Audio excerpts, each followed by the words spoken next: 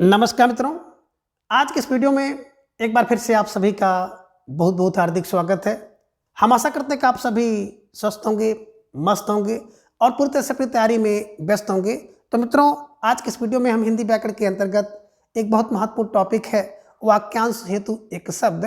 तो आज के इस वीडियो में हम वाक्यांश हेतु एक शब्द से संबंधित सभी महत्वपूर्ण और संभावित प्रश्नों को व्याख्यात्मक तरीके से हल करेंगे और इसके साथ ही उन्हें ट्रिक की सहायता से याद करने का भी प्रयास करेंगे। तो हम आशा करते हैं कि वीडियो आप सबके लिए बहुत ही महत्वपूर्ण होने वाला है, इसलिए इस वीडियो को आप लोग अंत तक जरूर देखें और चैनल पर नए हैं तो चैनल को सब्सक्राइब कर लें। और इसके साथ ही अगर आपको थोड़ा सा उचित लगे तो इस वीडियो को अपने जो परिचित लोग हैं उनके पास भी शेयर करें। तो चलिए ज़्यादा वक्त ना जाया करते हुए हम लोग अपने विषय वस्तु पर आ रहे हैं। और जैसा कि स्क्रीन पर आप देख पा रहे हैं, वाक्यांश हेतु एक शब्द संपूर्ण प्रश्नोत्तरी। और आज की इस प्रश्नोत्तरी का पहला प्रश्न है कि गोद में सोने वाला के लिए एक शब्द होगा। कहने का आशा है कि जो गोद में सोने वाला व्यक्ति है उसके लिए एक शब्द क्या होगा। विकल्प ए कह रहे कि अंकसायनी होगा, विकल्प बी अंकसाई होगा, विकल्प सी अंकस्थ होगा या फिर विकल्प डी अंतेवासी होगा।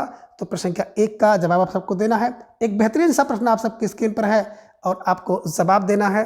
तो धीरे धीरे ढेर सारी भाई बहनों का जवाब भी आ गया। अक्सर विकल्प पी को लॉक किया जाए। अंकसाई इज राइट आंसर, बिल्कुल सही जवाब और बहुत सुंदर तैयारी आप सबकी यहाँ पर दिख रही है।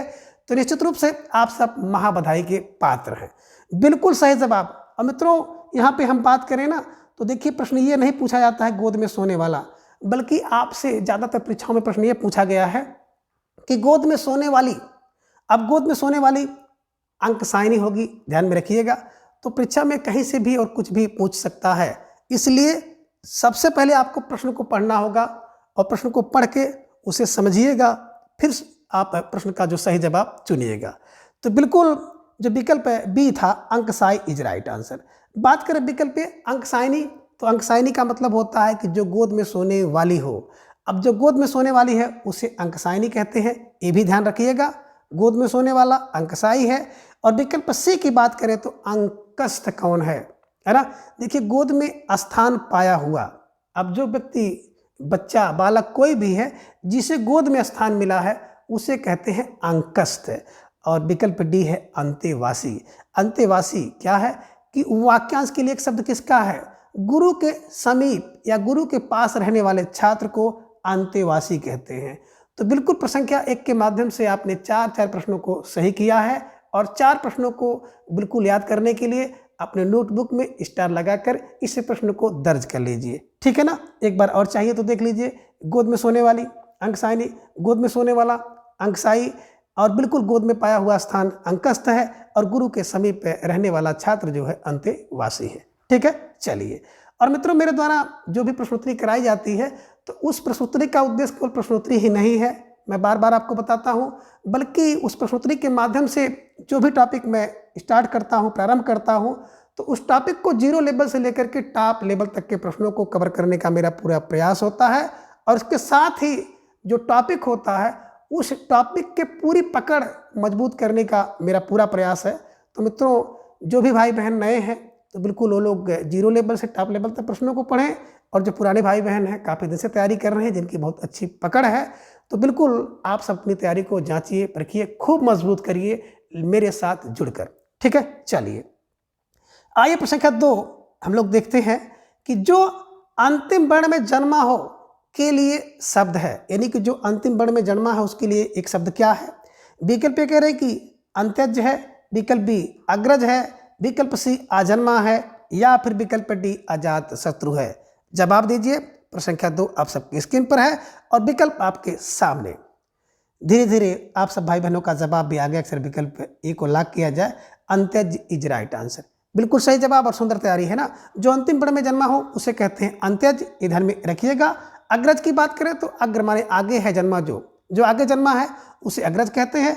आजन्मा, आजन्मा की बात करते हैं जिसका कभी जन्म ही ना हो उसे कहते हैं आजन्मा। बिल्कुल स्टार लगा करके इसे भी अपने नोटबुक में दर्ज करिए। अजात शत्रु, आ माने नहीं, जात माने जन्मा है, कोई शत्रु जिसका, उसे कहते हैं अजात शत्रु। जिसका कोई शत्रु ही ना जन्मा हो, जिसका कोई शत्रु ही ना पैदा हो उसे अजात शत्रु कहते हैं। स्टार लगा करके बिल्कुल इन सभी तथ्यों को अपनी नोटबुक में आप दर्ज कर लीजिए, ठीक है। चलिए, प्रश्न संख्या 3, जिस पर आक्रमण किया गया है वाक्यांश से तो एक शब्द है।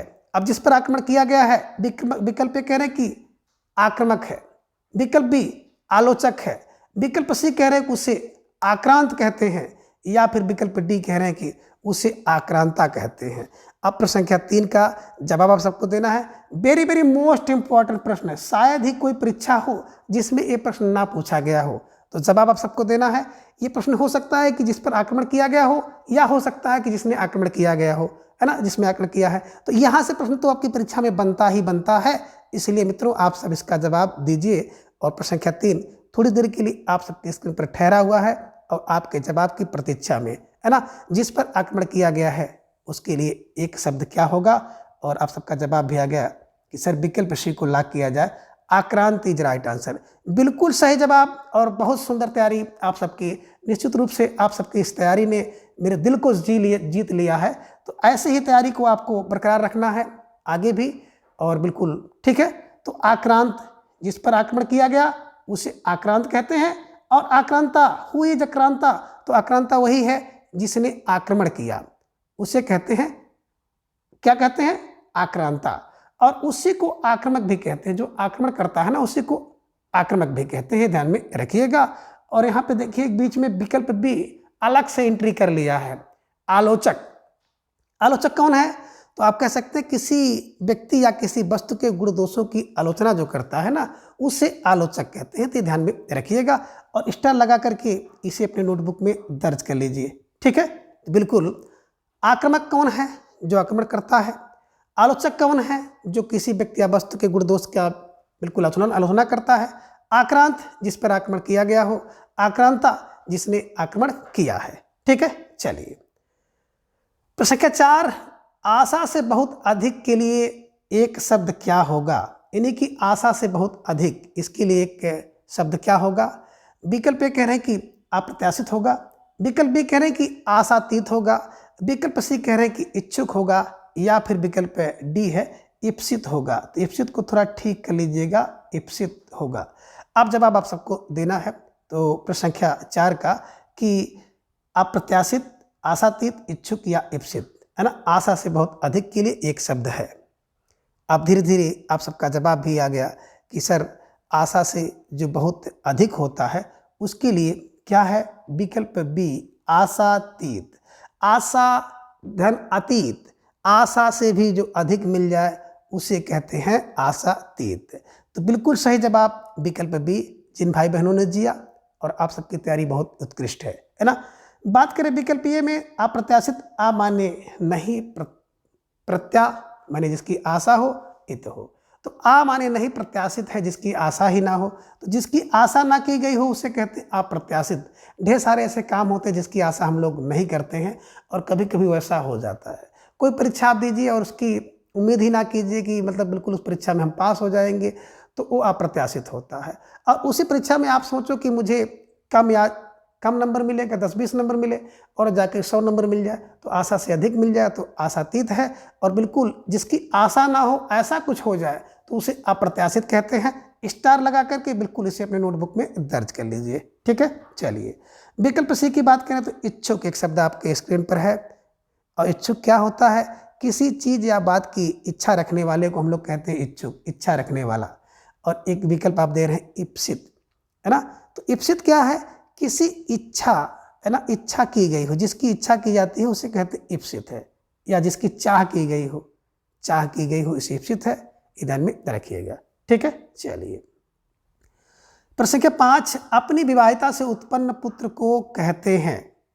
विकल्प कह रहे हैं कि औरस कहते हैं, विकल्प बी सहोदर कहते हैं, विकल्प सी जारज कहते हैं, या फिर विकल्प डी पाचक कहते हैं। तो प्रश्न संख्या 5 का जवाब आप सबको देना है। एक बेहतरीन सा प्रश्न आप सबके स्क्रीन पर है, और धीरे धीरे आप सबका जवाब भी आना शुरू हो गया कि सर विकल्प ए को लॉक किया जाए। बिल्कुल सही जवाब, है ना। अपनी विवाहिता पत्नी से उत्पन्न जो पुत्र होता है उसे कहते हैं औरस। ध्यान में रखिएगा, औरस। और सहोदर क्या होता है, सह माने साथ में, एक ही उदर से जिनका जन्म होता है उसे सहोदर कहते हैं। यानी कि एक माता के पेट से, उदर से जन्मे हुए जितने भाई हैं सब सहोदर हैं। और विकल्प सी की बात करते हैं जारज। ये जारज कौन है? तो औरस का विलोम शब्द होता है जारस, जारज, और जारज का विलोम शब्द होता है औरस।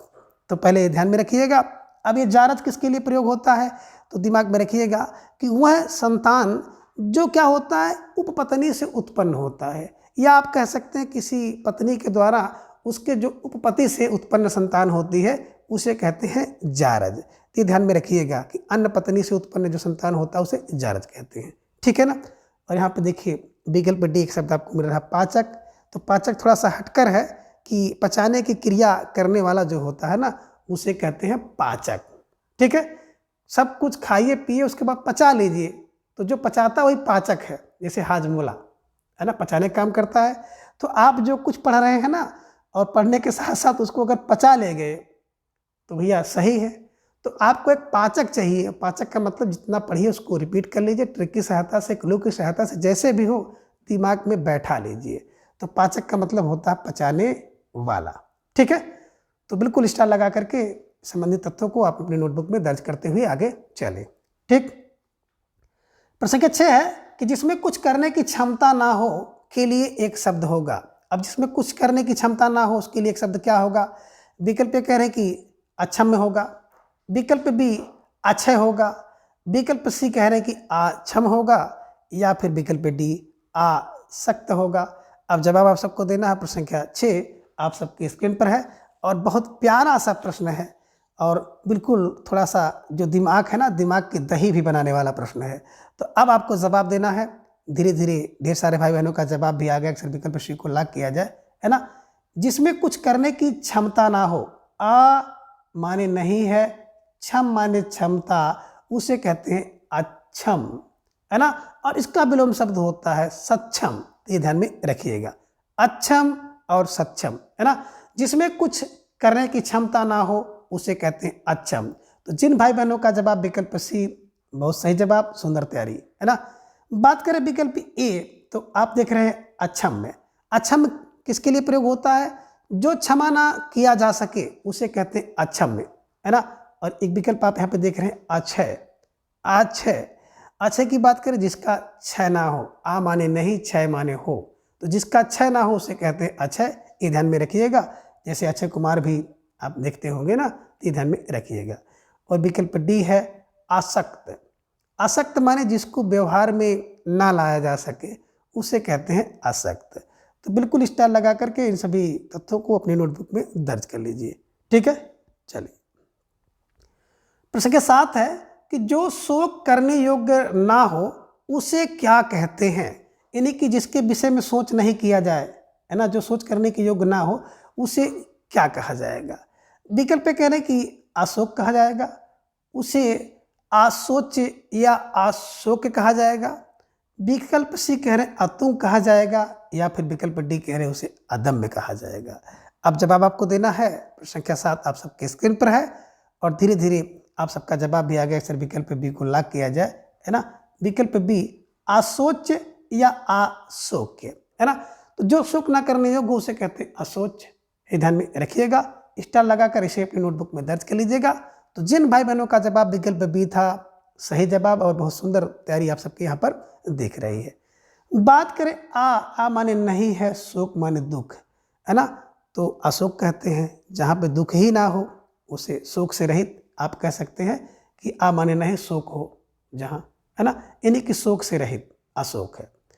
शोक करने योग्य अशोच या अशोक है।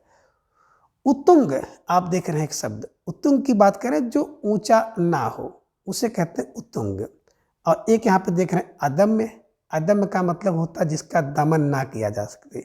आ माने नहीं, दम माने दमन किया जा सके उसे कहते हैं अदम्य। ये ध्यान में रखिएगा। स्टार लगाकर इसे अपने नोटबुक में दर्ज कर लीजिएगा, ठीक है। चलिए प्रश्न संख्या 8 है कि धर्मशास्त्र के विरुद्ध कार्य के लिए एक शब्द कौन सा है? यानी कि धर्मशास्त्र के विरुद्ध अगर कोई कार्य होता है तो उसके लिए एक शब्द क्या होता है? विकल्प ए कह रहे कि अधिकृत होता है, विकल्प बी अधरज होता है, विकल्प सी कह रहे कि अधर्म होता है, या फिर विकल्प डी अधर्मण होता है। अब जवाब आप सबको देना है। प्रश्न संख्या 8 आप सबकी स्क्रीन पर है और बहुत बेहतरीन प्रश्न है, तो थोड़ा सा पढ़कर आपको जवाब देना होगा। और धीरे धीरे आप सब भाई बहनों का जवाब भी आ गया कि सर संख्या 8 का विकल्प सी को लॉक किया जाए, अधर्म इज राइट आंसर। बिल्कुल सही जवाब और बहुत सुंदर तैयारी आप सबके यहाँ पर दिख रही है।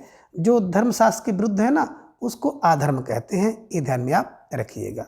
बात करें अधिकृत की, तो अधिकृत का मतलब होता है जिस पर किसी ने अधिकार कर लिया, जिस पर अधि माने अधिकार, कृत माने किया गया हो, तो जिस पर किसी ने अधिकार किया उसे कहते हैं अधिकृत। अधरज यानी कि अधरज, अधरज। आप अधरज की बात करते हैं तो आप देखे होंगे ओठ और अधर, तो ओठ के नीचे का जो भाग होता है जिसे कहा जाता है अधर, तो होठों पर लगी लाली को अधरज कहते हैं, ध्यान में रखिएगा। और विकल्प डी आधर्मण की बात करें तो आधर्मण क्या है, जो ऋण लेता है, यानी कि जो ऋण लेता है यानी कर्जदार व्यक्ति को आधर्मण कहते हैं, ध्यान में रखिएगा। तो निश्चित रूप से जिन भाई बहनों का जवाब विकल्प सी था सही जवाब। सुंदर तैयारी आप सबकी, और स्टार लगा करके इन सभी तथ्यों को अपने नोटबुक में आप दर्ज कर लीजिएगा। ठीक है, चलिए आगे प्रश्न संख्या 9 है, जो कभी ना आया हो के लिए एक शब्द है। अब जो कभी नहीं आया है उसके लिए एक शब्द क्या होगा? विकल्प ए कह रहे हैं कि अनादि होगा उसके लिए, विकल्प बी अनाथ होगा, विकल्प सी अनागत होगा, या फिर विकल्प डी कह रहे हैं कि अनायास होगा। तो प्रश्न संख्या 9 का जवाब आप सबको देना है। एक बेहतरीन सा प्रश्न आप सबकी स्क्रीन पर है और धीरे धीरे आप सबका जवाब भी आ गया। अक्सर विकल्प सी को लॉक किया जाए, अनागत इज राइट आंसर। बिल्कुल, अन माने नहीं, आगत माने आया है जो, उसे कहते हैं अनागत, ये ध्यान में रखिएगा। ठीक है ना। बात करें विकल्प ए, तो आपने देखा तो जिन भाई बहनों का जवाब विकल्प सी था तो बहुत सही जवाब और सुंदर तैयारी आपकी यहाँ पर दिख रही है। तो निश्चित रूप से आप सब बधाई के पात्र हैं और आप सबकी जो तैयारी है उस तैयारी को बिल्कुल और भी मजबूत करना है ना। अनाद की बात करें तो बिल्कुल जिसका कोई आदि यानी कि प्रारंभ ना हो उसे कहते हैं अनाद। अन धन आदि, अन माने नहीं है, जिसका आदि या प्रारंभ उसे अनाद कहते हैं। अनाथ की बात करते हैं तो जिसके माता पिता ना हो उसे कहते हैं अनाथ, और अनाथ का विलोम शब्द होता है सनाथ। ठीक है।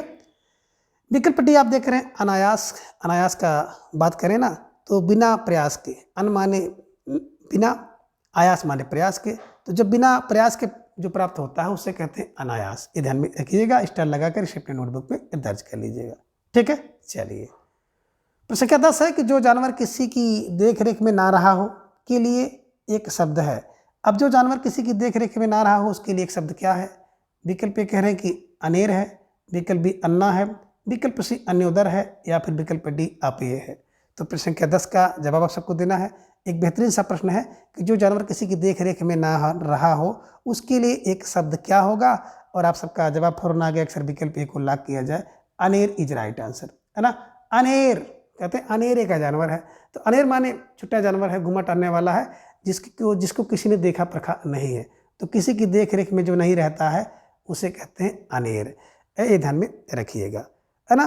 और देखिए है ना, गांव में लोग कहते हैं अनहरिया है ना, ऐसा कोई जानवर है तो लोग कहते हैं अनहरिया जानवर है, अनेर, है ना। विकल्प बी की बात करते हैं अन्ना। अब अन्ना कौन है? तो जो दूध पिलाने वाली धाय होती है उन्हें अन्ना कहते हैं, ध्यान में रखिएगा। और आप एक देख रहे हैं विकल्प सी में अन्योदर, तो अन्य उदर माने एक से अधिक माताओं से उत्पन्न जो भाई होते हैं उन्हें कहते हैं अनोदर, और अनोदर का जो विलोम शब्द होता है सहोदर होता है। सह माने एक ही, उदर माने पेट से जन्मे सभी भाई को सहोदर कहते हैं, लेकिन अन्य माताओं के उदर से उत्पन्न जो पुत्र होते भाई होते हैं उन्हें अन्योदर कहते हैं। विकल्प डी की बात करें तो अपेय, आ माने नहीं, पेय माने पीने योग्य हो, तो जो पीने योग्य ना हो उसे कहते हैं अपेय, ये ध्यान में रखिएगा। तो प्रश्न संख्या 10 का विकल्प ए इज राइट आंसर। प्रश्न संख्या 11 है कि जिसका पता ना हो के लिए एक शब्द है, यानी कि जिसका पता ना हो उसके लिए एक शब्द क्या होगा? विकल्प ए कह रहे हैं कि अज्ञात, विकल्प बी अज्ञातवास, विकल्प सी अज्ञात कुल, या फिर विकल्प डी अज्ञेय। अब जवाब आप सबको देना। प्रश्न संख्या 11 आप सबके स्क्रीन पर है और धीरे धीरे आप सबका जवाब भी आ गया कि जिसका पता ना हो ना उसे कहते हैं अज्ञात है। कहते भैया अज्ञात आदमी का 100 मिल गया, अज्ञात आदमी का बिल्कुल पर्स छूट गया। तो अज्ञात का मतलब है आ माने नहीं ज्ञात हो जिसका, तो जिसका पता आपको नहीं पता वही तो अज्ञात है। ठीक है ना। अज्ञातवास का मतलब क्या होता है? तो ऐसे स्थान पर निवास करना जहाँ जिसे कोई ना जानता हो, उसे कहते हैं अज्ञातवास। कहाँ पे बोले अज्ञातवास में है, ऐसे स्थान पे रहते हैं जहाँ कोई जानता नहीं है। अज्ञात कुल, जिसके कुल का पता ना हो तो उसे कहते हैं अज्ञात कुल। किस कुल से है, कुल तो नहीं पता है ना। अज्ञे, आ धन गे, आ माने जिसे, आ माने नहीं जिसे जाना जा सके, उसे कहते हैं अज्ञेय। ठीक है, तो ये ध्यान में रखिएगा। स्टार लगाकर इससे संबंधित सभी प्रश्नों को अपनी नोटबुक में दर्ज कर लीजिएगा। प्रश्न संख्या 12 है कि जिसको जीता ना जा सके के लिए एक शब्द क्या होगा। विकल्प ए कह रहे हैं कि अनंत होगा, विकल्प बी अजात शत्रु होगा, विकल्प सी अजय होगा, या फिर विकल्प डी असंभव होगा। अब प्रश्न संख्या 12 का जवाब आप सबको देना है और धीरे धीरे आप सब भाई बहनों का जवाब भी आ गया। अक्सर विकल्प में भी सी को लॉक किया जाए तो विकल्प सी अजय इज राइट आंसर। आ माने नहीं, जे माने जिस पे जीता जा सके, उसे कहते हैं अजय, है ना। विकल्प ए की बात करें अनंत, तो अन धन अंत, अन माने नहीं हो जिसका अंत, उसे कहते हैं अनंत। जिसका अंत ही ना हो उसे अनंत कहते हैं। आजात शत्रु की बात करें, आ माने नहीं, जात माने जन्मा है, जिसका कोई शत्रु उसे अजात शत्रु कहते हैं, ध्यान में रखिएगा। असंभव, आ माने नहीं, संभव माने संभव हो जो, उसे कहते हैं असंभव। तो जो संभव ना हो उसे असंभव कहते हैं, और जो नहीं हो सकता है, एक अर्थ इसका ये भी होता है, जो नहीं हो सकता है उसे कहते हैं असंभव। तो ये भी आप ध्यान में रखिएगा। ठीक है, चलिए आगे। प्रश्न संख्या 13 है कि निम्न में असंगत विकल्प कौन सा है। जवाब आप सबको देना है। प्रश्न संख्या 13 आपके स्क्रीन पर है कि विकल्प कह रहे कि जिसमें संदेह हो उसे असंदिग्ध कहते हैं, यह संगत है। या फिर विकल्प बी कह रहे कि जो सहनशील ना हो उसे असहिष्णु कहते हैं, यह संगत है। विकल्प सी कह रहे कि जिसको सहन ना किया जा सके उसे असह्य कहते हैं, यह संगत है। या फिर विकल्प डी जो उचित समय पर ना हो उसे असामयिक कहते हैं, तो ये असंगत है। अब प्रश्न संख्या 13 का जवाब आप सबको देना है। एक बेहतरीन सा प्रश्न आप सबके स्क्रीन पर है और आप सबका फौरन जवाब आया कि विकल्प ए को लॉक किया जाए। जिसमें संदेह हो, है ना, उसे संदिग्ध कहते हैं। यहाँ पे होना था जिसमें संदेह ना हो तब असंदिग्ध होता, ये ध्यान में रखिएगा। जिसमें संदेह ना हो तो असंदिग्ध होता। अब जिसमें संदेह है तो भैया जिसमें संदेह उसको संदिग्ध कहेंगे, तो बिल्कुल यही असंगत है। जवाब संख्या 13 का विकल्प ए इज राइट आंसर। और जिन भाई बहनों का जवाब विकल्प ये था तो निश्चित रूप से आप सबकी तैयारी बहुत मजबूत है और आप सबको प्रश्न को इसी तरह से पढ़ना है। कभी कोई प्रश्न में जिसमें संदेह है, जिसमें नहीं है ना, ये ध्यान में रखिएगा। तो ऐसे व्याकरण को जब भी आप हल करिएगा तो व्याकरण के प्रश्न को ध्यान से पढ़ लीजिएगा, पढ़ के गुनिएगा, गुनने के बाद तब उसका विकल्प चुनिएगा। तो बिल्कुल सही जवाब विकल्प ये है। बात करें जो सहनशील ना हो, तो जो सहनशील नहीं होगा वो असहिष्णु होगा। जिसको सहन ना किया जा सके असह्य है। जो उचित समय पर ना होता है उसे असामयिक कहते हैं, ये ध्यान में रखिएगा। ठीक है, चलिए प्रश्न संख्या 14 है कि आस्तिक के लिए वाक्य है, यानी कि आस्तिक जो वाक्य है तो एक शब्द है, तो इसका वाक्य क्या है। विकल्प कह रहे कि जो ईश्वर में विश्वास नहीं करता उसे आस्तिक कहते हैं। या फिर विकल्प भी कह रहे जो ईश्वर में विश्वास करता है उसे आस्तिक कहते हैं। और विकल्प सी कह रहे जिसे बुलाया गया हो उसे आस्तिक कहते हैं। या तिनका से जो बना है घर उसे आस्तिक कहते हैं। आप जवाब दीजिए। संख्या 14 आप सबके स्क्रीन पर है और धीरे धीरे आप सब भाई बहनों का जवाब भी आ गया कि सर विकल्प बी को लॉक किया जाए। जो ईश्वर में विश्वास करता है उसे आस्तिक कहते हैं और जो ईश्वर में विश्वास नहीं करता उसे नास्तिक कहते हैं। तो ये भी ध्यान में आप रखिएगा। आस्तिक कौन है, जो आस्था है जिसकी, यानी कि ईश्वर में जो विश्वास रखता है आस्तिक है। और जो ईश्वर में विश्वास नहीं करता है ना से नहीं ना से नास्तिक, है ना। विकल्प सी की बात करें तो जिसे बुलाया गया हो। अब जिसे बुलाया गया हो उसके लिए एक शब्द क्या होगा, तो उसके लिए एक शब्द क्या होगा जवाब आपको देना है। उसे कहते हैं आहूत। आ माने बुलाया गया है, हूत माने जिसे बुलाया गया हो, उसे कहते हैं आहूत। और तिनकों से बना जो घर होता है ना उसे कहते हैं उटज, उटज, ध्यान में रखिएगा, है ना। तो जिन भाई बहनों का जवाब विकल्प बी था तो सही जवाब और बहुत सुंदर तैयारी आप सबकी, है ना, बिल्कुल यहाँ पर दिख रही है। ये लीजिए प्रश्न संख्या 15 आपके स्क्रीन पर कि जो धरती को चीर या आप उसे कह सकते हैं फोड़ कर जन्मता है उसे क्या कहते हैं। विकल्प कह रहे हैं कि वीर कहते हैं, विकल्प बी कह रहे हैं महावीर कहते हैं, विकल्प सी कह रहे हैं कि उद्भिज कहते हैं, या फिर विकल्प डी मरुद्भिज कहते हैं। जवाब दीजिए। प्रश्न संख्या 15 आप सबकी स्क्रीन पर है और धीरे धीरे आप सब भाई बहनों का जवाब भी आ गया कि सर जो धरती को चीर कर या फोड़ कर उत्पन्न होता है ना, उसे विकल्प सी उद्भुज कहते हैं। तो निश्चित रूप से जिन भाई बहनों का जवाब विकल्प सी था सही जवाब, और बहुत सुंदर तैयारी आप सबके यहाँ पर दिख रही है। स्टार लगाकर इस प्रश्न को बिल्कुल अपनी नोटबुक में दर्ज कर लीजिए। बात करें विकल्प डी मरुद्भिज की, तो मरु माने बिल्कुल मरुस्थल में जो जन्मता है उसे मरुद्भिज कहते हैं, यानी कि ऐसा पौधा जो मरुस्थल में जन्म लेता है उसे मरुद्भिज कहते हैं। ठीक है, चलिए प्रश्न संख्या 16 है कि छाती के घाव को क्या कहते हैं। विकल्प ए कह रहे कि उरग कहते हैं, विकल्प बी कह रहे कि उर्छत कहते हैं, विकल्प सी ऊसर कहते हैं, या फिर विकल्प डी उपप्लव कहते हैं। अब जवाब आप सबको देना है। प्रश्न संख्या 16 आप सबके स्क्रीन पर है, और धीरे धीरे आप सब भाई बहनों का जवाब भी आ गया कि सर विकल्प बी को लॉक किया जाए। विकल्प बी उर धन छत है ना, बात करें तो उर्छत। उर माने होता है छाती, हृदय, और उसका जब छत होता है, घाव लगती है, तो उसे कहते हैं उर्छत। उर्छत माने होता है छाती के घाव को उर्छत कहते हैं। उरग की बात करते हैं, उरग उर माने छाती के बल जो चलता है उसे कहते हैं उरग, यानी कि सर्प। सर्प को देखे होंगे ना, वो बिल्कुल अपने छाती के बल से ही चलता है, इसलिए उसे उरग कहते हैं। विकल्प सी की बात करें तो ऊसर। ऊसर का मतलब होता है कि ऐसी भूमि जिस पर कुछ ना पैदा हो उसे कहते हैं ऊसर। ये भी आप ध्यान में रखिएगा, ऐसी भूमि जिस पर कुछ भी ना पैदा होता है उसे कहते हैं ऊसर। और विकल्प डी है उपप्लव। उपप्लव का मतलब होता है आकाश में जो तारों का टूटना होता है उसे उपप्लव कहते हैं। ठीक है, तो स्टार लगाकर इसे अपने नोटबुक में दर्ज कर लीजिएगा। प्रश्न संख्या 17 है कि कुल का नाश करने वाला है ना।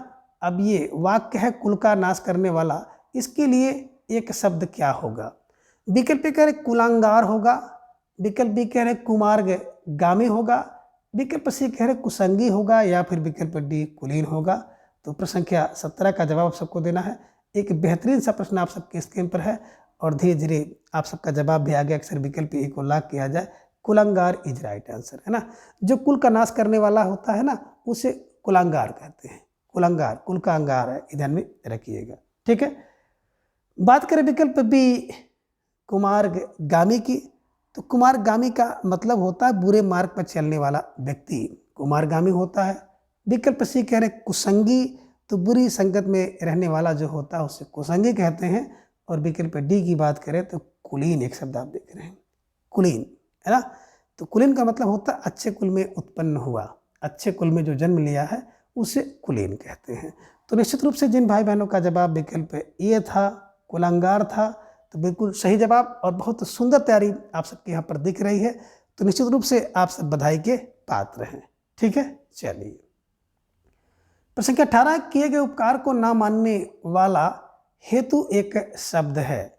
विकल्प कह रहे कि जो किए गए उपकार को नहीं मानता है उसे कृतज्ञ कहते हैं, विकल्प बी कृतज्ञ कहते हैं, विकल्प सी कृतार्थ कहते हैं, या फिर विकल्प डी कृपण कहते हैं।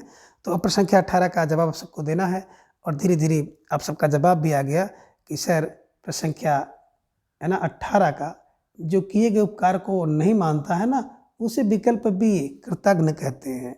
ये ध्यान में रखिएगा। विकल्प में देखें कृतज्ञ की बात करें तो जो किए गए उपकार को मानता है उसे कृतज्ञ कहते हैं। विकल्प सी कह रहे कृतार्थ, यानी किसी की कृपा से जो है क्या करते हैं, किसी की कृपा पूर्वक पसंद आ जाता है तो उसे कहते हैं कृतार्थ। ठीक है ना, किसी की कृपा से पूर्णता को प्राप्त करना कृतार्थ होता है। और कृपण की बात करते हैं तो कृपण माने होता है कंजूस, अत्यधिक कंजूसी करने वाले को आप कहते हैं कृपण। तो निश्चित रूप से प्रश्न संख्या जो 18 है ना, 18 का जो जवाब है किए गए उपकार को ना मानने वाला विकल्प बी कृतज्ञ is right answer. Very very most important प्रश्न है, स्टार लगाकर इसे अपने नोटबुक में छाप लीजिए। प्रश्न संख्या 19 है कि वह नायिका जो कृष्ण पक्ष में अपने प्रेमी से मिलने के लिए जाती है, इसके लिए एक शब्द क्या होगा, है ना। कोई प्रेमिका है जो कृष्ण पक्ष माने काली रात में, जब काली रात होती है तो अपने प्रेमिका से, अपने प्रेमी से मिलने जाती है, तो उसके लिए एक शब्द क्या होगा। विकल्प कह रहे कुहू, विकल्प बी क्लीव, विकल्प सी कृष्ण अपसारिका होगा, या फिर विकल्प डी है क्षिप्रहस्त होगा। अब जवाब दीजिए प्रश्न संख्या 19 का। एक प्यारा सा प्रश्न आप सबके स्क्रीन पर है, और धीरे धीरे आप सबका जवाब भी आना शुरू हो गया कि सर विकल्प सी को लॉक किया जाए, कृष्णा अभिसारिका इज राइट आंसर, है ना। कृष्ण माने रात की, अभिसारिका माने होता नायिका। तो ऐसी नायिका जो अंधेरी रात में अपने प्रेमी से मिलने जाती है उसे कहते हैं कृष्णा अभिसारिका, ये ध्यान में रखिएगा। विकल्प पे आप देख रहे हैं ना, कुहू एक शब्द आपको स्क्रीन पर है। अब कुहू का मतलब है कि अमावस की रात को कुहू कहते हैं, ये ध्यान में रखिएगा। तो कुहू क्या है? अमावस की रात को कुहू कहते हैं। विकल्प बी है क्ल्यू। क्ल्यू का मतलब होता है जो प्रसुप्तहीन हो उसे कहते हैं क्ल्यू। और विकल्प डी है क्षिप्र हस्त। क्षिप्र माने होता है तेजी के साथ, हस्त माने हाथ जिसका चले, यानी कि जिसका हाथ बहुत तेजी से चलता हो उसे क्षिप्र हस्त कहते हैं। तो ये भी ध्यान में आप रखिएगा। स्टार लगा करके इस प्रश्न को बिल्कुल अपने नोटबुक में दर्ज कर लीजिएगा, ठीक है। चलिए, प्रश्न संख्या 20 है कि असंगत विकल्प कौन सा है। विकल्प कह रहे कि जो बोल नहीं सकता उसे गूंगा कहते हैं, यह संगत है। विकल्प भी कह रहे कि जो बात गूढ़ है यानी कि रहस्यपूर्ण हो उसे गुडुक्ति कहते हैं, ये सही है, ये असंगत है। विकल्प सी कह रहे जो इंद्रियों के ज्ञान के बाहर हो उसे गोतीत कहते हैं, ये संगत है। या फिर विकल्प डी कह रहे हैं कि जिम्मेदारी पूरी करने वाला उसको गैर जिम्मेदार कहते हैं, ये असंगत है। अब जवाब आप सबको देना है। प्रश्न संख्या 20 आप सबके स्क्रीन पर है और धीरे धीरे आप सबका जवाब भी आना शुरू हो गया कि सर विकल्प डी को लॉक किया जाए। जिम्मेदारी पूर्ण कार्य करने वाले को जिम्मेदार कहते हैं, है ना। जिम्मेदारी पूर्ण कार्य ना करने वालों को गैर जिम्मेदार कहते हैं। तो यही असंगत है। जिम्मेदारी पूर्ण काम करेगा तो जिम्मेदार होगा और जिम्मेदारी पूर्ण काम ना करेगा तो गैर जिम्मेदार होगा, ये ध्यान में रखिएगा, ये असंगत है। यहाँ पे जिम्मेदार होना था, है ना, कि जिम्मेदारी पूर्ण काम करने वाला जिम्मेदार होता है। तो निश्चित रूप से जिन भाई बहनों का जवाब विकल्प डी था, बहुत सही जवाब और सुंदर तैयारी आप सबकी यहाँ पर दिख रही है, तो निश्चित रूप से आप सब बधाई के पात्र हैं। प्रश्न संख्या क्या 21 है कि कार्य करने की इच्छा के लिए एक शब्द होगा, यानी कि जो कार्य करने की इच्छा है इसके अंदर उसे क्या कहते हैं। विकल्प कह रहे कि चिकीर्षा होता है, विकल्प बी कह रहे कि चिकुर्षु होता है, विकल्प सी जिज्ञासा या फिर विकल्प डी जिगुसु। तो प्रश्न संख्या 21 का जवाब आप सबको देना है। एक बेहतरीन सा प्रश्न आप सबके स्क्रीन पर है और धीरे धीरे आप सबका जवाब भी आ गया कि कार्य करने की इच्छा चिकीर्षा, चिकीर्षा, इच्छा चिकीर्षा। यहाँ पे देखिए आकारांत, इसको भी आकारांत करिएगा, है ना। और कार्य करने का इच्छुक चिकुर्षु होता है, कार्य करने की इच्छा रखने वाला चिकुर्षु होता है, ध्यान में रखिएगा। विकल्प सी की बात करते हैं तो जिगीषा एक शब्द है। बात करें जिगीषा की तो जिगीषा का मतलब होता है जीतने की इच्छा, जिगीषा कहलाता है। और जीतने की इच्छा रखने वाला या जीतने की इच्छा जिसके अंदर हो उसे जिगुषी कहते हैं। तो ध्यान में रखिएगा, जीतने की इच्छा जिगीषा, जीतने का इच्छुक जिगीषु, ध्यान रखिएगा और स्टार लगाकर इस प्रश्न को अपने नोटबुक में दर्ज कर लीजिएगा, ठीक है। चलिए, तो संख्या 22 है कि भोजन की इच्छा के लिए एक शब्द है, यानी कि भोजन की इच्छा के लिए एक शब्द क्या होगा। विकल्प कह रहे कि जिघत्सु होगा, विकल्प बी जिगस्सा होगा, विकल्प सी कह रहे जिज्ञासा होगा या फिर विकल्प डी जिज्ञांसु होगा। अब जवाब आप सबको देना है। प्रश्न संख्या 22 आप सबके स्क्रीन पर है कि भोजन की इच्छा रखने वाला, और धीरे धीरे आप सबका जवाब भी आ गया कि जो भोजन की इच्छा रखने वाला है ना, उसके लिए विकल्प ए जिघत्सु इज राइट आंसर। तो भोजन की इच्छा रखने वाला, देखिए बात यहाँ पे पूछ रहे हैं इच्छा, तो देखिए मित्रों भोजन की इच्छा अगर दिख रहा है तो विकल्प बी को आप लॉक करिए। विकल्प बी भोजन की इच्छा जिगिस्सा, भोजन की इच्छा रखने वाला यानी कि इच्छुक होगा तो जिगिस्सु होगा, ये ध्यान में रखिएगा। जब भी परीक्षा में आपके प्रश्न पूछा जाए कि इच्छा तो जिगिस्सा, इच्छुक तो जिगिस्सु, ध्यान में रखिएगा, ठीक है ना। तो भोजन की इच्छा के लिए आप ध्यान रखिएगा विकल्प बी सही होगा, और भोजन की इच्छुक, भोजन का इच्छुक इच्छा रखने वाला जिज्ञासु होगा। विकल्प सी की बात करें तो जिज्ञासा, है ना। जिज्ञासा क्या है, बिल्कुल किसी को मारने की जो इच्छा होती है उसे जिज्ञासा कहते हैं, और मारने का जो इच्छुक होता है उसे जिज्ञासु कहते हैं, ध्यान में रखिएगा। स्टार लगाकर इस प्रश्न को बिल्कुल अपने नोटबुक में दर्ज कर लीजिए, ठीक है। चलिए, प्रश्न संख्या 23 है कि जिंदा रहने की इच्छा के लिए एक शब्द क्या होगा। अब जिंदा रहने की इच्छा के लिए एक शब्द क्या होगा। विकल्प कह रहे हैं कि जीजी बिसा होगा, विकल्प बी जीजी विसु होगा, विकल्प सी जिज्ञासा या फिर विकल्प डी जिज्ञासु होगा। अब प्रश्न संख्या 23 का जवाब आप सबको देना है। और धीरे धीरे आप सबका जवाब भी आ गया कि जिंदा रहने की जो इच्छा होती है ना, इच्छा, इच्छा जिजीविषा, इच्छुक है ना, जिंदा रहने का इच्छुक, जिंदा रहने की चाह, ये ध्यान में रखिएगा। तो उसके लिए क्या होगा, जिजीविषु होगा। तो निश्चित रूप से प्रश्न संख्या 23 का जिन भाई बहनों का जवाब विकल्प ए है, तो बहुत सही जवाब और बहुत सुंदर तैयारी आप सबकी यहाँ पर दिख रही है। तो निश्चित रूप से आप सब बधाई के पात्र हैं। तो जिंदा रहने की इच्छा जिजीविषा, जिंदा रहने का इच्छुक जिजीविषु होगा, ध्यान में रखिएगा। जिज्ञासा, बिल्कुल, जिज्ञासा का मतलब क्या है, जानने की इच्छा, जिज्ञासा, और जानने का इच्छुक जिज्ञासु, ये भी आप ध्यान में रखिएगा और स्टार लगाकर इसे अपने नोटबुक में दर्ज कर लीजिए। ठीक है, चलिए प्रश्न संख्या 24 है कि जिज्ञास के लिए वाक्य है। अब जिज्ञास किसे कहते हैं? विकल्प कह रहे हैं कि जिज्ञासा ना करने योग्य जो हो उसे जिज्ञास कहते हैं। विकल्प भी कह रहे हैं कि जिज्ञासा करने योग्य जो हो उसे जिज्ञास कहते हैं। विकल्प सी कह रहे हैं कि जीने की इच्छा को जिज्ञास कहते हैं। और विकल्प डी कह रहे हैं कि जीने का इच्छुक जो है उसे जिज्ञास कहते हैं।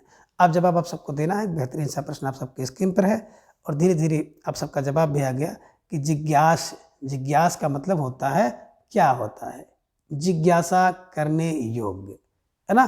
तो प्रश्न संख्या 24 का जिन भाई बहनों का जवाब विकल्प बी था, तो सही जवाब और बहुत सुंदर तैयारी आप सबकी यहाँ पर दिख रही है। जिज्ञास का मतलब होता है जिज्ञासा करने योग्य, ये ध्यान में रखिएगा।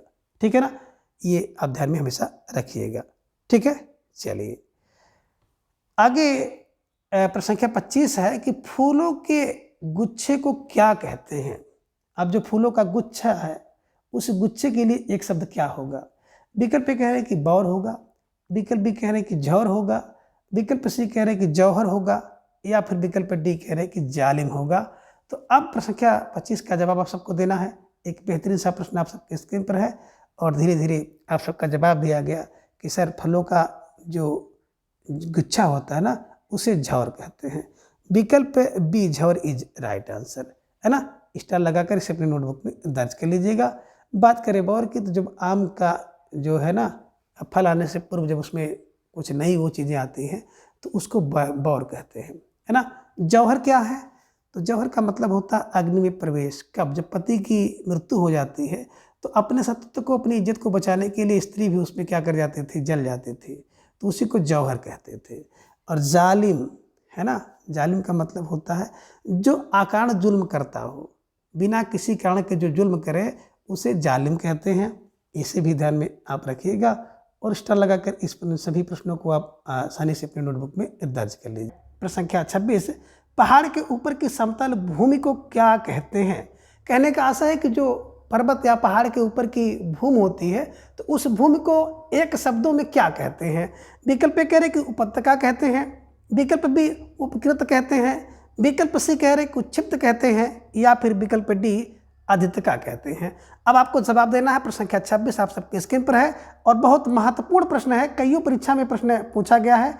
तो धीरे धीरे आप सबका जवाब भी आ गया। अक्सर विकल्प डी को लॉक किया जाए, अधिकता इज राइट आंसर, बिल्कुल सही जवाब और बहुत सुंदर तैयारी आप सबके यहाँ पर दिख रही है।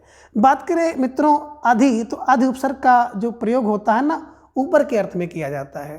तो आधि धन अत्यका बात करते हैं ना, तो बिल्कुल आपके दिमाग में आ गया कि जो पर्वत की, पहाड़ के ऊपर की समतल भूमि होती है उसे अधिकता कहते हैं। और उप माने होता है नीचे, तो पर्वत या पहाड़ के नीचे की जो समतल भूमि होती है उसे उपत्यका कहते हैं। तो ये ध्यान में रखिएगा, स्टार लगाकर इन दोनों को बिल्कुल अपने नोटबुक में दर्ज करिए। पर्वत के ऊपर की भूमि, समतल भूमि को अधिकता, और पर्वत के नीचे की जो समतल भूमि होती है उसे उपत्यका कहते हैं।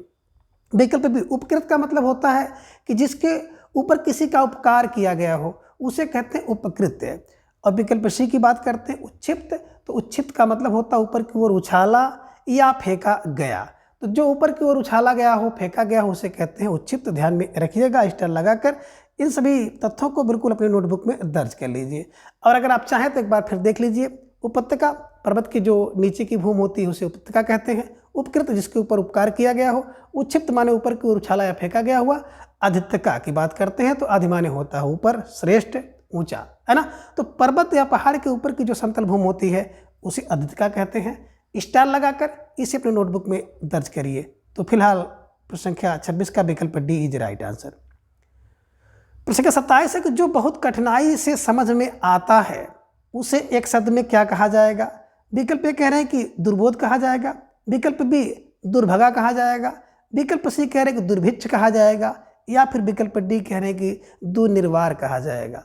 अब जवाब आप सबको देना। प्रश्न संख्या 27 आप सबकी स्क्रीन पर है और बहुत ही महत्वपूर्ण प्रश्न है, तो स्टार लगाकर इस प्रश्न को भी अपने नोटबुक में दर्ज कर लीजिए। और धीरे धीरे आप सबका जवाब भी आ गया। अक्सर विकल्प ए को लॉक किया जाए। दूर माने होता है कठिन से, यानी कि दूर का अर्थ यहाँ पे है कठिन से। तो कठिन से जिसका बोध हो उसे कहते हैं दुर्बोध। तो जो बहुत कठिनाई से समझ में आए, जो बहुत कठिनाई से जिसका बोध हो उसे कहते हैं दुर्बोध। ये ध्यान में रखिएगा। स्टार लगाकर इसे अपने नोटबुक में दर्ज करिए। विकल्प बी आप देख रहे हैं दुर्भगा। अब बात करें दुर्भगा, तो पति की स्नेह से जो वंचित है, पति की स्नेह से वंचित स्त्री को कहते हैं दुर्भगा, है ना, दुर्भिक्षी। अब दुर्भिक्ष की बात करेंगे तो ऐसा समय, यानी कि ऐसा विपरीत समय जिसे आप कह सकते हैं अकाल, जिसमें बड़े मुश्किल से भिक्षा भी मिले, उसे कहते हैं दुर्भिक्ष। ये ध्यान में रखिएगा। विकल्प डी है दुर्निर्वार। दुर्निर्वार माने जो अत्यंत कह सकते हैं कष्ट से निवारित हो, तो जिसका निवारण बड़े कष्ट के साथ हो, बड़े कठिनाई के साथ हो, उसे कहते हैं दुर्निर्वार। दुर्निर्वार ध्यान में रखिएगा। तो निश्चित रूप से जिन भाई बहनों का जवाब विकल्प ये था, बिल्कुल सही जवाब। सुंदर तैयारी आप सबकी। इसी तरह से आपको अपनी तैयारी को बरकरार करना है। ठीक है, चलिए। प्रश्न संख्या 28 है कि असंगत विकल्प कौन सा है। विकल्प कह रहे हैं कि जिसको लांघना या पार करना कठिन हो उसे दुर्लभ कहते हैं, ये संगत है। विकल्प भी कह रहे हैं जिसको कठिनाई से वहन किया जाए उसे कहते हैं दुर्वह, ये संगत है। विकल्प सी कह रहे हैं कि जिसमें खराब आदत हो उसे दुर्व्यसनी कहते हैं, यह संगत है। या फिर विकल्प डी कह रहे हैं कि जो काम कठिन हो उसे सुलभ कहते हैं, ये असंगत है। अब आपको जवाब देना। प्रश्न संख्या 28 आप सबकी स्क्रीन पर है और बड़ा प्यारा सा प्रश्न है और आप सब भाई बहनों का बड़ी तेजी के साथ जवाब आया। अक्सर विकल्प डी को लॉक किया जाए। जो काम कठिन होता है ना, उसको सुलभ नहीं कहते हैं बल्कि उसको दुर्लभ कहेंगे, है ना, दुर्लभ। तो सुलभ क्या है? सुलभ माने आसानी से जो काम हो जाए उसे कहते हैं सुलभ। तो यही असंगत है। तो बिल्कुल जिन भाई बहनों का जवाब विकल्प डी था, सही जवाब। और बहुत सुंदर तैयारी आप सबकी यहाँ पर दिख रही है। तो ऐसे ही तैयारी की जरूरत है कि आप बिल्कुल इसको बरकरार रखिएगा। ठीक है, चलिए। प्रश्न संख्या 29 है कि सदा प्रसन्न रहने वाला या कला प्रेमी नायक है। अब सदा प्रसन्न रहने वाला और कला प्रेमी नायक कौन सा है? विकल्प ए कह रहे कि धीरोदात्त होता है, विकल्प बी कह रहे कि धीरोदत्त होता है, विकल्प सी कह रहे धीर ललित होता है, या फिर विकल्प डी धीवर होता है। अब जवाब दीजिए। प्रश्न संख्या 29 आप सबकी स्क्रीन पर है और धीरे धीरे आप सब भाई बहनों का जवाब भी आ गया। अक्सर विकल्प सी को लॉक किया जाए। धीर ललित इज राइट आंसर। जो धीर है माने गंभीर है और ललित कलाओं से युक्त है उसे कहते हैं धीर ललित। तो सदा प्रसन्न रहने वाला और कला प्रेमी नायक कौन है? धीर ललित है। स्टार लगाकर इसे अपने नोटबुक में दर्ज कर लीजिए। बात करें विकल्प ए धीर और उद्धत, धीरोदत्त, यानी कि श्रेष्ठ गुणों से संपन्न नायक, सूरवीर नायक, उसे कहते हैं धीरोदात्त नायक, है ना। धीर ललित, धीरोदत्त, धीर और उद्धत है तो बहुत चंचल है, दुष्ट है, अहंकारी है। ऐसे नायक को आप प्रतिनायक कह सकते हैं, खलनायक कह सकते हैं ना। तो बिल्कुल धीरोदत्त नायक होता है। और धीवर, विकल्प डी में आप देख रहे हैं धीवर। धीवर किसे कहेंगे? तो धीवर आप कह सकते हैं कि मछली पकड़ने या बेचने वाली एक जाति होती है, इसे धीवर कहते हैं। और शकुंतला की अंगूठी आपने देखा होगा ना, जब मछली के पेट से निकलती है तो एक धीवर ले जाकर के दुष्यंत जी को देता है। ये भी आप ध्यान में रखिएगा। ठीक है ना। तो निश्चित रूप से जिन भाई बहनों का जवाब विकल्प सी था, सही जवाब और सुंदर तैयारी। प्रश्न संख्या 30 है कि जो मांस से रहित हो, यानी कि जिसमें मांस ना हो। विकल्प ये कह रहे हैं कि आमिष है, विकल्प बी कह रहे हैं कि निरामिष है, विकल्प सी कह रहे हैं निराहार है, या फिर विकल्प डी मांसाहार है। अब जवाब आप सबको देना है। प्रश्न संख्या 30 आप सबकी स्क्रीन पर है कि जो मांस से रहित हो। और बड़ी तेजी के साथ आप सबका जवाब भी आ गया। अक्सर विकल्प बी को लॉक किया जाए। निर्धन आमिष बराबर निरामिष, यानी कि जिसमें मांस ना हो, जो मांस से रहित हो, निरामिष कहते हैं। आमिष और सामिष इसका विपरीत शब्द होता है, यानी कि विलोम शब्द होते हैं। जो मांस से युक्त हो आमिष, और सामिष उसी को कहते हैं मांस सहित जो हो। ठीक है ना। निराहार ध्यान में रखिएगा। निर माने बिना आहार का जो रहता है उसे निराहार कहते हैं। मांसाहार, मांस जिसका आहार है उसे मांसाहार कहते हैं। तो मांसाहार ध्यान में रखिएगा। ठीक है ना। मांस ही जिसका आहार है मांसाहार। ठीक, ये ध्यान में रखिएगा। तो फिलहाल प्रश्न संख्या 30 का जवाब जो था विकल्प बी इज राइट आंसर। प्रश्न संख्या 30 है कि शरीर का व्यापार करने वाली स्त्री को कहते हैं। विकल्प ए कह रहे उल्टा कहते हैं, विकल्प बी गणिका कहते हैं, विकल्प सी वेश्या कहते हैं, या फिर विकल्प डी क्लीव कहते हैं। जवाब दीजिए। प्रश्न संख्या 31 आप सबके स्क्रीन पर है कि शरीर का व्यापार करने वाली स्त्री को क्या कहा जाता है, और आप सब भाई बहनों का जवाब बड़े तेजी के साथ आया कि सर विकल्प बी को लॉक किया जाए, गणिका इज राइट आंसर, है ना। जो शरीर का व्यापार करने वाली स्त्री है उन्हें गणिका कहते हैं, ध्यान में रखिएगा। तो कुल्टा का मतलब चरित्रहीन स्त्री को कुल्टा कहा जाता है। वेश्या, वे माने बिना शर्म या हया की जो स्त्रियां होती हैं उन्हें वेश्या कहते हैं। क्लीव, आप यहाँ पर एक नया शब्द देख रहे हैं, क्लीव, ऐसा पुरुष जो पुरुषत्वहीन हो, तो पुरुषत्वहीन व्यक्ति को क्लीव कहते हैं। ये भी ध्यान में रखिएगा, स्टार लगाकर इसे अपने नोटबुक में आप दर्ज कर लीजिए, ठीक है। चलिए ये लीजिए, प्रश्न संख्या 32 आप सबके सामने आ गया कि लंबे समय तक जीने वाला, अब लंबे समय तक जीने वाले व्यक्ति को क्या कहेंगे। विकल्प ए कह रहे कि चिरंतन कहेंगे, विकल्प बी चिरंजीवी कहेंगे, विकल्प सी कह रहे कि चिर निद्रित कहेंगे, या फिर विकल्प डी चिर परिचित कहेंगे।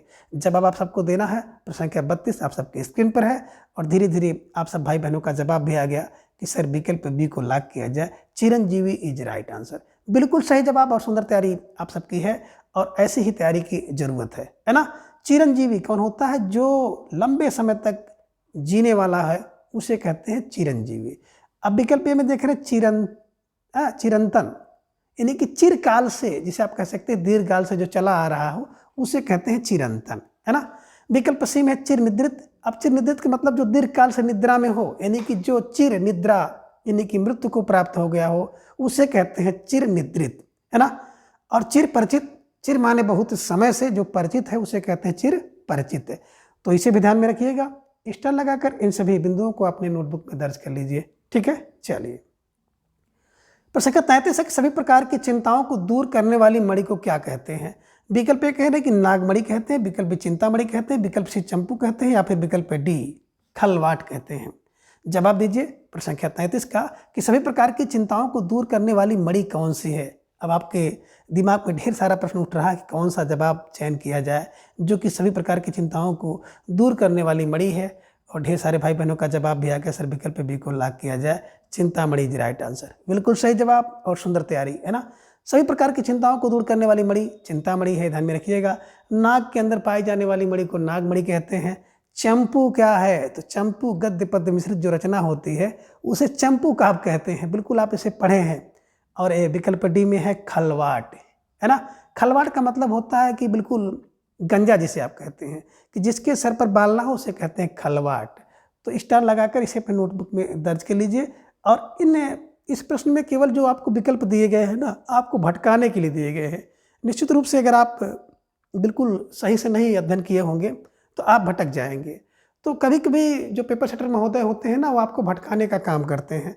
तो इसलिए आपको व्याकरण की जो पकड़ है ना उसको बड़ी मजबूत करनी होगी। तो फिलहाल जो आपका जवाब था विकल्प बी इज राइट आंसर।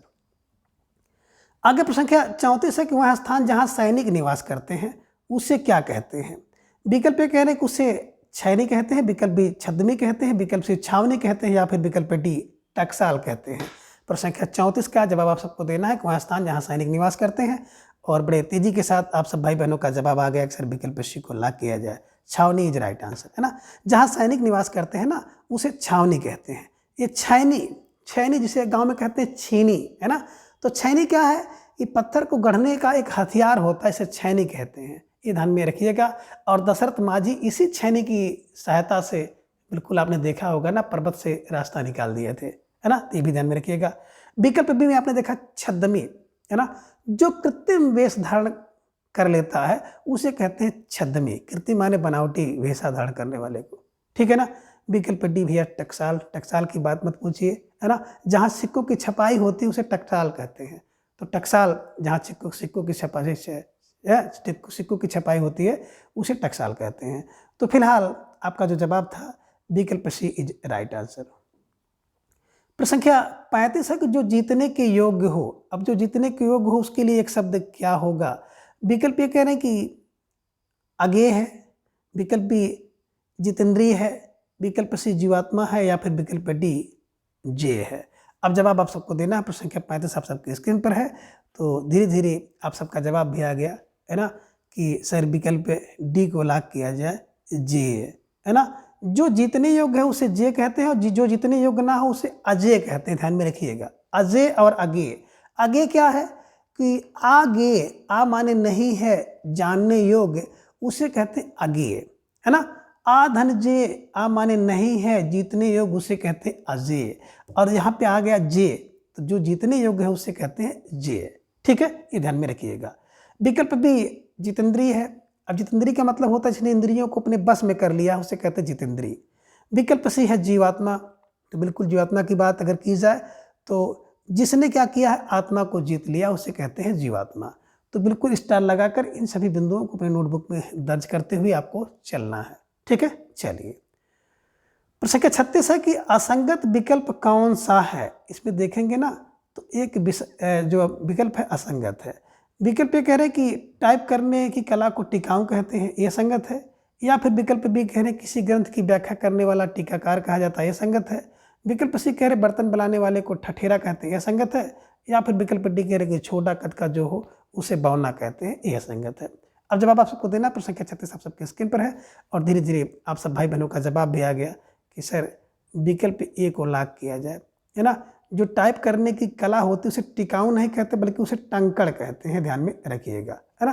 टिकाऊ का मतलब होता है जो काफ़ी समय तक टिक सके उसे कहते हैं टिकाऊ।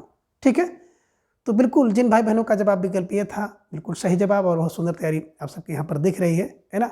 देखिए, किसी ग्रंथ की व्याख्या करने वाले को टीकाकार कहते हैं, बर्तन ठठेरा बनाता है तो ठठेरा कहते हैं, छोटे कद के जो होते हैं उन्हें बौना कहते हैं। ठीक है, चलिए। प्रश्न संख्या 37 आप सबके स्क्रीन पर आ गया कि तत्व को जानने वाला, है ना। अब तत्व को जानने वाला के लिए एक शब्द क्या होगा। विकल्प ये कह रहे हैं कि सर्वज्ञ होगा, विकल्प बी मर्मज्ञ होगा, विकल्प सी अल्पज्ञ होगा, या फिर विकल्प डी तत्वज्ञ होगा। और आपका जवाब भी आ गया, तत्व को जो जानता है तत्व धन ज्ञा, तत्व को जानने वाला तत्वज्ञ है। सर्व कुछ जानने वाला सर्वज्ञ है। मर्म को जानने वाला, मर्म माने होता गूढ़ रहस्य, तो गूढ़ रहस्य को जानने वाला मर्मज्ञ होगा।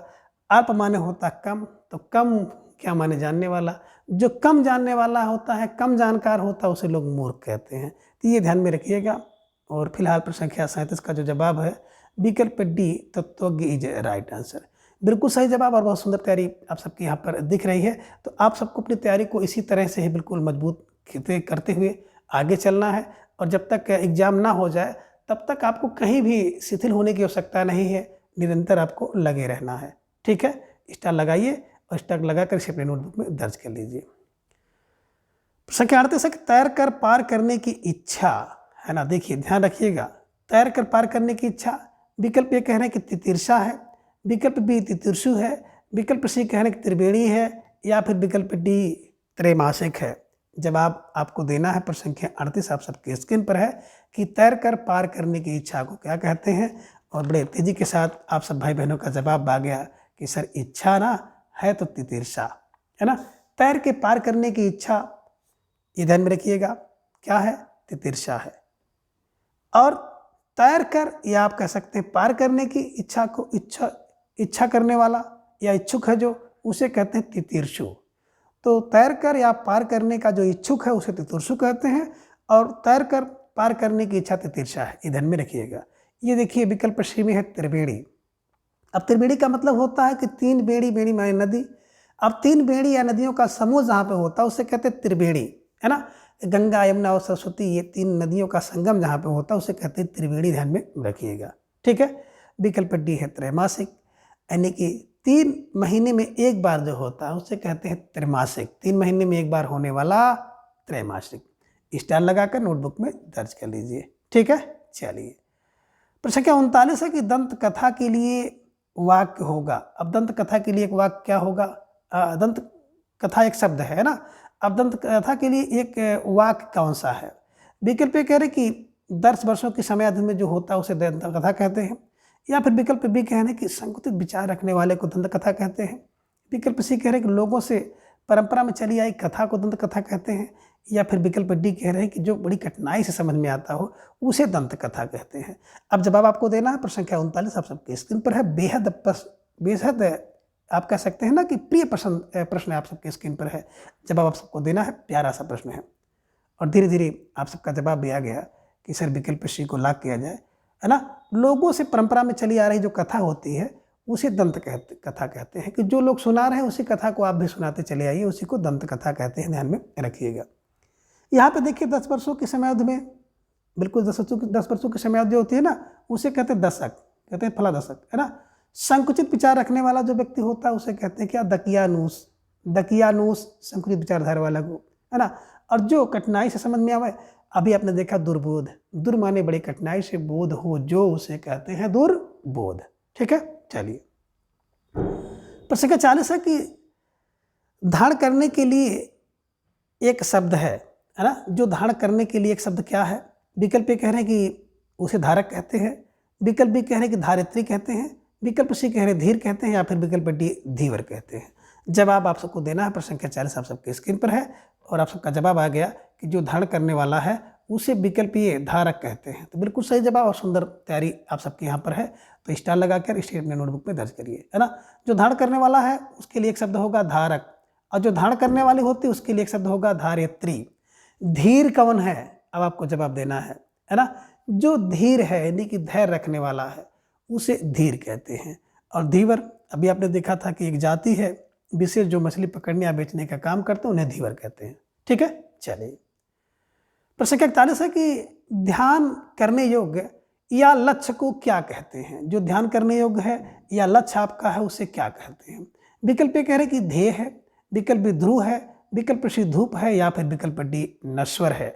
आपको जवाब देना होगा। प्रश्न 41 आप सबकी स्क्रीन पर है और बड़े तेजी के साथ आप सबका जवाब आ गया। अक्सर विकल्प ए को लाख किया जाए, ध्येय इज राइट आंसर। ध्यान करने योग्य अथवा लक्ष्य है उसे ध्येय कहते हैं। ध्रुव माने जो बिल्कुल अपने स्थान पर स्थिर है या अटल है उसे ध्रुव कहते हैं। धूप आप देख ही रहे हैं, धूप माने गर्मी होती है, धूप होती है ना।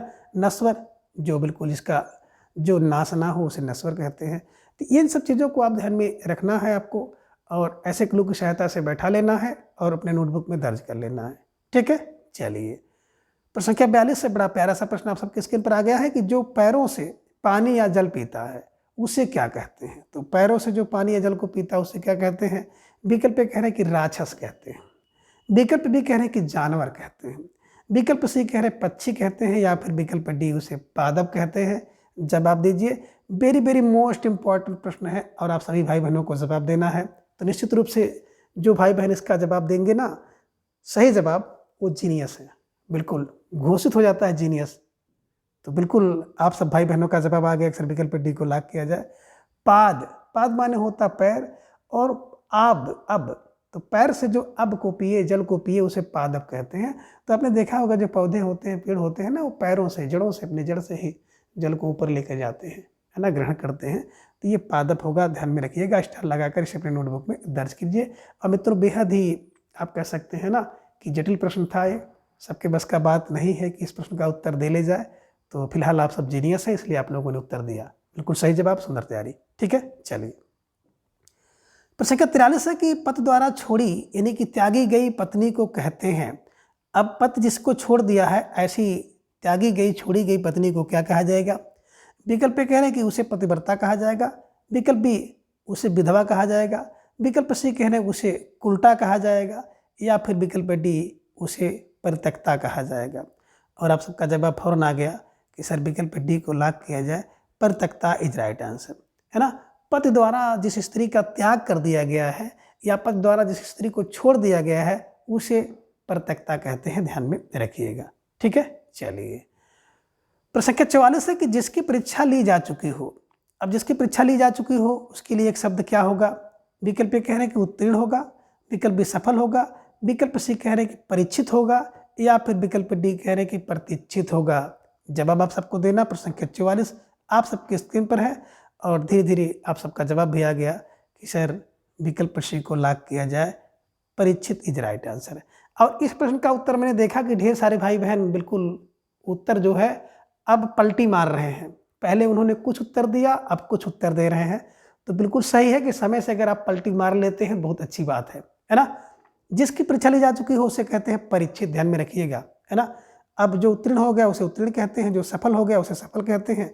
ये देखिए प्रतीक्षित, मैंने किसी का इंतजार करना, प्रतीक्षा करना। ठीक है, तो निश्चित रूप से जिन भाई बहनों का जवाब विकल्प सी था सही जवाब, सुंदर तैयारी।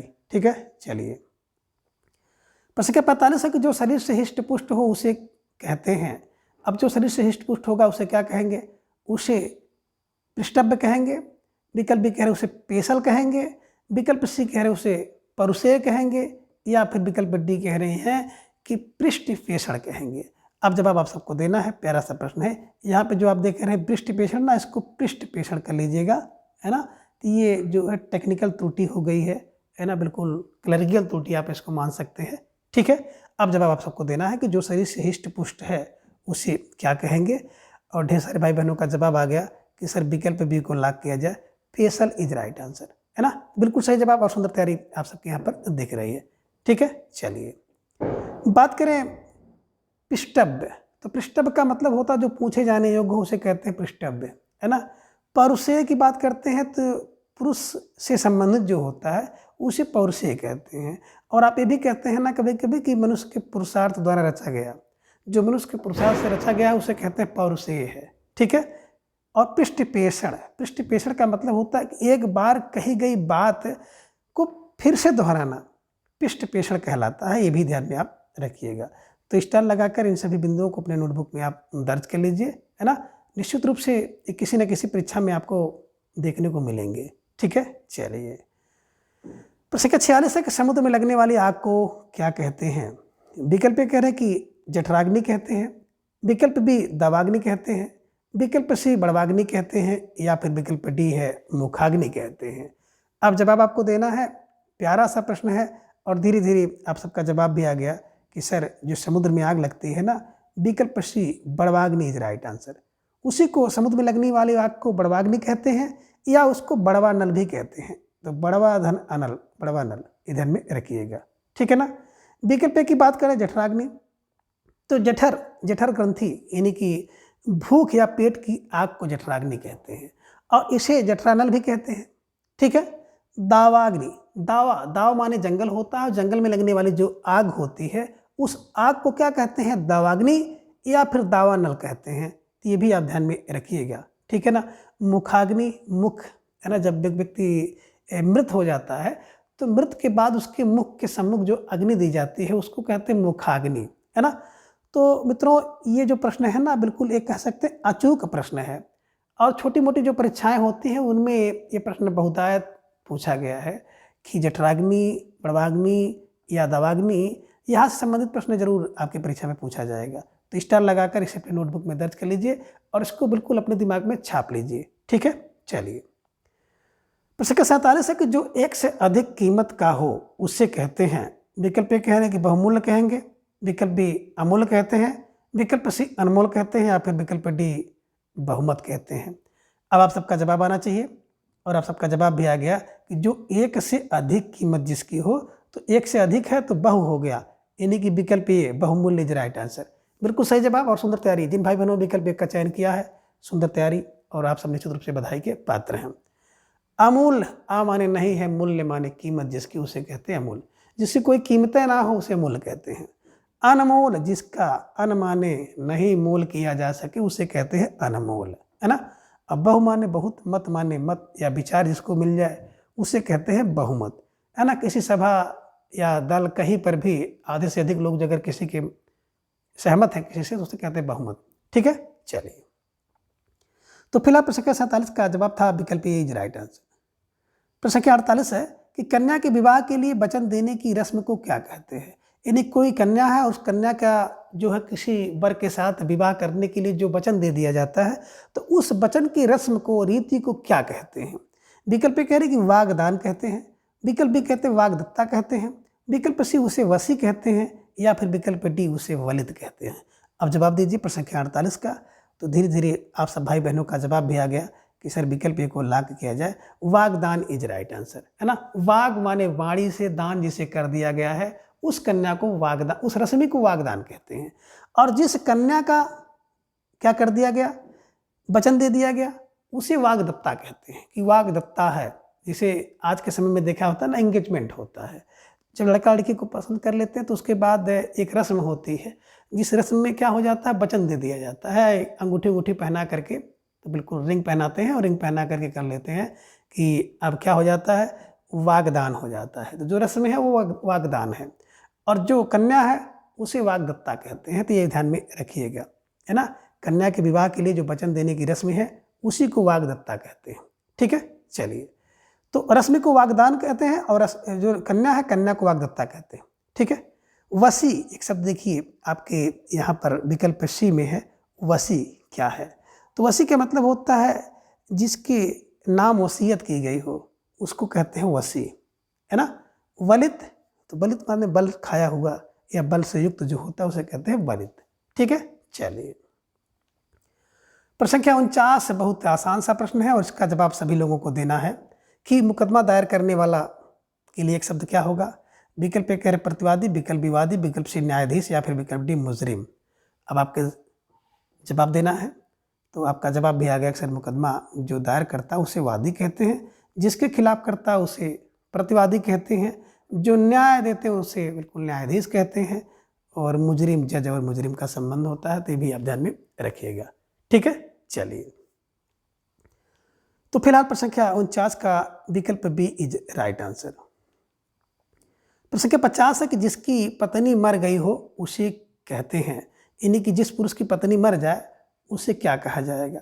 विकल्प ए कह रहे कि उसको विधवा कहा जाएगा, विकल्प बी उसे विधुर कहा जाएगा, विकल्प सी कह रहे कि उसे निराश कहा जाएगा, या फिर उसे विकल्प डी कह रहे हैं कि हताश एवं दुखी कहा जाएगा। तो जवाब आप सबको देना। प्रश्न संख्या 50 आप सबके स्क्रीन पर है, और धीरे धीरे आप सब भाई बहनों का जवाब भी आ गया कि सर जिस की पत्नी मर गई हो ना उस पुरुष को क्या कहेंगे। विकल्प बी विधुर, बी माने बिना, धुर, धुर माने होता है धुरी, है ना। तो पति और पत्नी देखेंगे ना तो जीवन रूपी गाड़ी के दो धुरी होते हैं, एक पति और दूसरी पत्नी होती है। अब पत्नी मतलब क्या हो गया, मर गई, एक धुरी चली गई, तो बी माने बिना धुरी का जो है उसे कहते हैं विधुर। ध्यान में रखिएगा। ये विकल्प देख रहे, विकल्प विधवा, बी माने बिना, धावा माने होता पति, तो बिना पति के जो पत्नी है उसे कहते हैं विधवा। तो ध्यान में रखिएगा। और बिल्कुल आपको अगर व्याकरण पढ़ना है तो इसी तरह से आपको समझ के साथ पढ़ना होगा, और जब आप समझ के साथ पढ़ेंगे तो जो कुछ भी आप पढ़ेंगे ना बहुत कारगर आपके लिए होगा, आपकी तैयारी बहुत बेहद मजबूत होगी। तो निश्चित रूप से आप सब इसको सही कर पाएंगे। विधवा या विधुर कोई भी पूछ लिया गया तो बिल्कुल आप इस प्रश्न को बिल्कुल सही करेंगे। ठीक है ना। तो मित्रों आज की इस वीडियो में बस इतना। अगली वीडियो में हम इसके अगले भाग को जानेंगे। तब तक के लिए आप सब अपना ख्याल रखिए, अपनी तैयारी में लगे रहिए, और अपना स्नेह, विश्वास एवं प्रेम इसी तरह से चैनल पर बनाए रखें। तो आज के इस वीडियो से अब विदा लेंगे। धन्यवाद, नमस्कार, बाय बाय।